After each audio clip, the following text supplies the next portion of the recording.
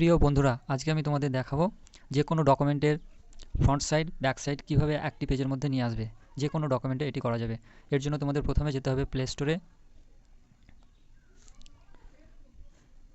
এখান থেকে তোমরা ডক স্ক্যানার অ্যাপটি ডাউনলোড করবে।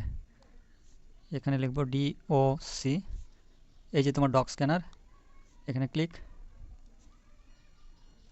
দেখো এখানে আমার অলরেডি এটা ইনস্টল করা আছে, তাই এখানে আমি ডাইরেক্ট ওপেন করব।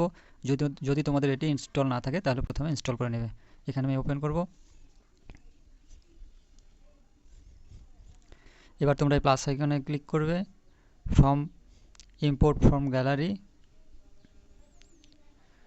এরপর গ্যালারি থেকে তোমরা যে ডকুমেন্টটি সেট করবে সেটির প্রথমে ব্যাক সাইডটা নেবে। আমি আমার আধার কার্ডটি এখানে সেট করে দেখাবো, তাই আমি আধার কার্ডের ব্যাক সাইডটি প্রথমে নেব। হ্যাঁ, দেখো এখান থেকে আমি আধার কার্ডের ব্যাক সাইড ক্লিক করলাম, এখানে ইম্পোর্ট করব। এখানে তোমরা রিসাইজ করতে চাইলে এটাতে ক্লিক করতে পারো, আমার অলরেডি হয়ে আছে, তাহলে আমি এখানে অ্যারোতে ক্লিক করব। এবার এটার কালারটা আগের অবস্থায় আনার জন্য এই কালার ফিল্টার, এখানে অরিজিনাল কালার এটাই করবে তোমরা। এখানে ক্লিক করবে, আবার এখানে ক্লিক। এটি তোমাদের সেভ হয়ে গেল, ডকুমেন্টটি তোমাদের রেডি হলো। এবারে আমরা প্রথমে ব্যাক করব, দিয়ে এবার আধার কার্ডের ফ্রন্ট সাইডটি নেব। পুনরায় এখানে প্লাসে ক্লিক, ইম্পোর্ট ফ্রম গ্যালারি। এবার যে ডকুমেন্টের ব্যাক সাইডটা নিলাম ওই ডকুমেন্টের ফ্রন্ট সাইডটা নেব। আধার কার্ডের ফ্রন্ট সাইডটা আমি এখানে ক্লিক করছি। এখানে ক্লিক করো প্রথমে, তারপর ইম্পোর্ট। এখানে আমার অলরেডি সাইজ হয়েছে, যদি সাইজ না হয়ে থাকে তাহলে তোমরা এখানে ক্লিক করবে। এখানে আরোতে ক্লিক, এরপর সে আবার কালার ফিল্টার অরিজিনাল এটাতে এখানে ক্লিক করব। এবার তোমাদের মেন কাজটি এখানে এভাবে সাইডে স্ক্রল করো, এখানে যে 3 ডট মোর লেখা আছে এখানে ক্লিক করতে হবে। এবার এখানে এই যে কোনাতে তোমার মাল্টি সাইড ডক এটিতে ক্লিক করো, এখানে ইয়েস সেভ নাও। এবার এখানে তোমার এই টেমপ্লেটে তুমি যদি ডকুমেন্টটি সাইড বাই সাইড রাখো তাহলে এখানে ক্লিক করবে, যদি উপর নিচে তাহলে এখানে ক্লিক করবে। আমি এটাতে ক্লিক করছি।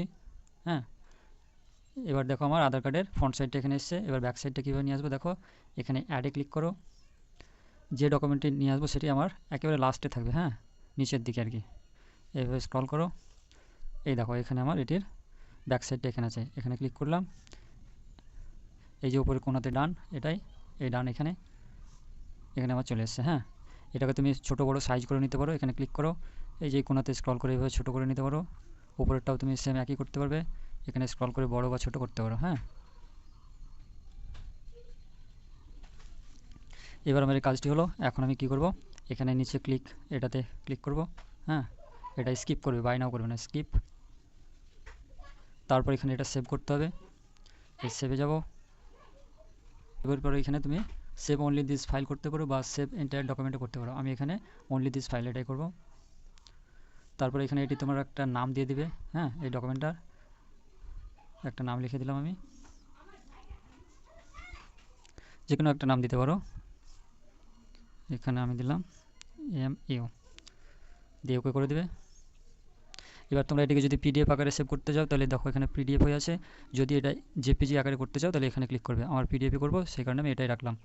এবার এখানে দেখো সাইজ, এটা কত KB বা MB সেটা এখানে লেখা আছে, 419 KB। এটাকে তোমরা কম বেশি করতে পারো, মানে বেশি করা যাবে না, কমাতে পারো সাইজটা।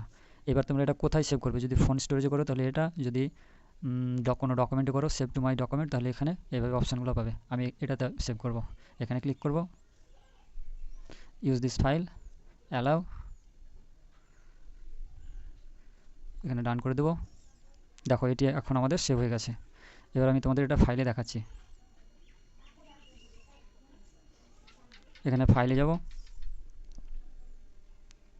দেখো এখানে আমি যে MU নামে যে PDFটা এখন করলাম, রেডি করলাম, সেটা এখানে এটা ক্লিক করো।